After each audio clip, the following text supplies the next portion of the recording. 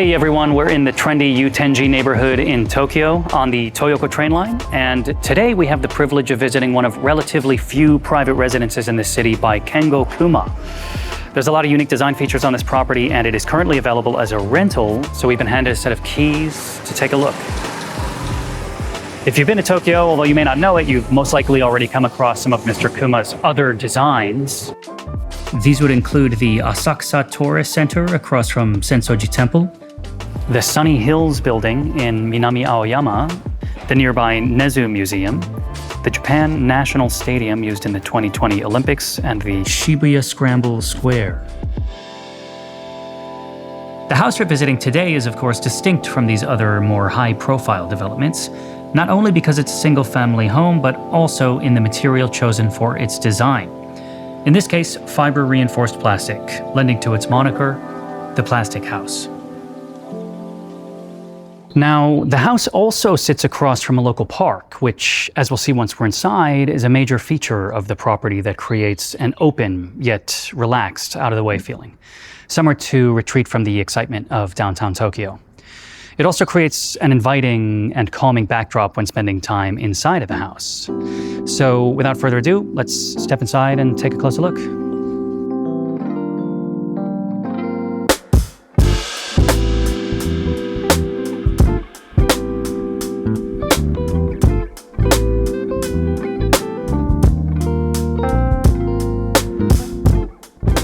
Okay, so stepping in from the park, the first thing you notice is just huge amounts of storage. I don't think I've ever seen this much storage in Tokyo.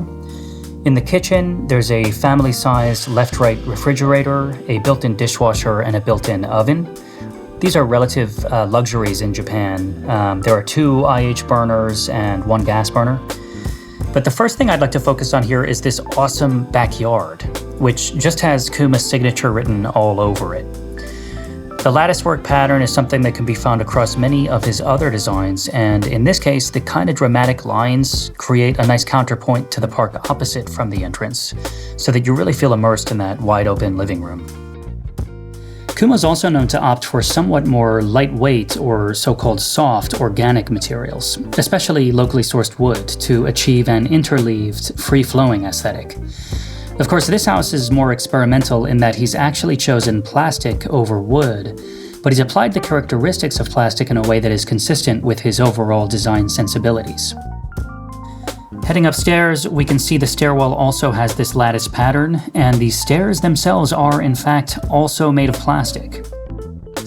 Kuma is, however, known for recasting traditional Japanese materials into more modern contexts, and although a bit unconventional, evidently one of the reasons he chose this particular medium is that it can in some ways mimic the visual characteristics of certain Japanese materials, diffusing light as if through bamboo or a shoji screen, for example, or imitating perhaps some other qualities of different native materials like stone or Japanese ceramic.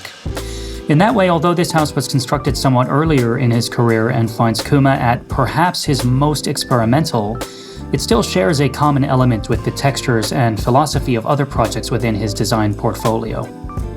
Arriving onto the second floor, we'll first enter the master bedroom.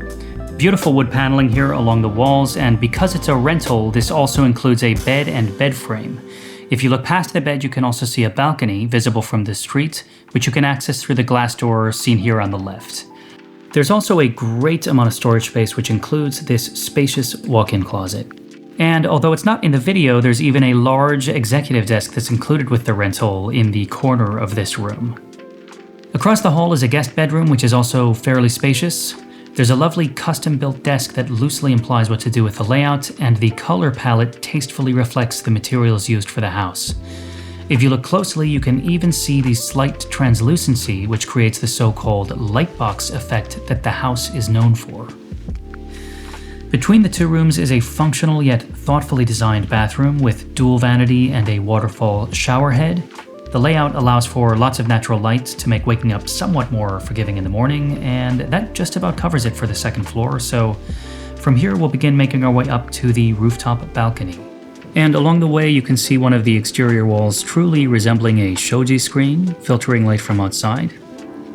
The rooftop offers an unusual amount of private balcony space with a view toward Shibuya. We managed to stop by on a relatively clear day in spite of the rainy season, and it's really a great place to take in the neighborhood or for a small party. The entry itself is somewhat of a statement and would make for a great conversation piece at one such party about the unique character of the house. Now, heading back downstairs to possibly the most unique space in the house, which is the lower level in-law suite. For some context, the owner who commissioned Kengo Kuma for this residence moved in with her son, a professional photographer, which became a source of design inspiration for the project. On the functional side, there is a separate guest room, an office space, a large custom bath, and even a small hidden kitchenette behind some cabinets. Starting from the guest room, here you'll find a large amount of built-in desk space and, in keeping with the rest of the house, lots of additional closet storage. There's also ample light coming in from the adjacent light well, which opens above into that beautiful backyard that's really the centerpiece of the property. Moving into the next room, we end up in a beautiful open bathroom with a custom-built bathtub. This manages to feel open while still maintaining privacy from the neighbors by looking into that same light well shared with the guest room but filtering light from above. The hanging plants from the first level create a sense of continuity with the green space surrounding the property. And lastly, we head back to a broad, minimalistic office space. This room is defined by somewhat utilitarian concrete flooring and white walls with warm lighting. As I mentioned earlier, this house was designed with a resident photographer in mind, and looking at these wide, bare walls, not just here but across the entire property, it's easy to imagine how the space could be used as an informal, private gallery. And honestly, when reflecting back on the entire house, this concept really ties it all together, from receiving guests in the garden-like entry to hosting a casual evening on the roof or showcasing a personal gallery. The rental in this case comes with yet another desk, but of course, looking at the finishing throughout the house, it's clear that the design is intended to be a blank canvas for whoever moves in, to match the many possibilities, lifestyles, and stylistic preferences of those lucky enough to call Tokyo home. As I said up front, the house is available today as a rental and is priced at 1,200,000 Japanese yen per month. At the current exchange rate, that's somewhere around $7,450 and for many internationals, the favorable exchange rate has actually made this much space a very competitive price right here in the heart of Tokyo. If you're interested in renting this property or if you have any other questions, you can find my contact details in the description. So please feel free to reach out directly and ask me for more information.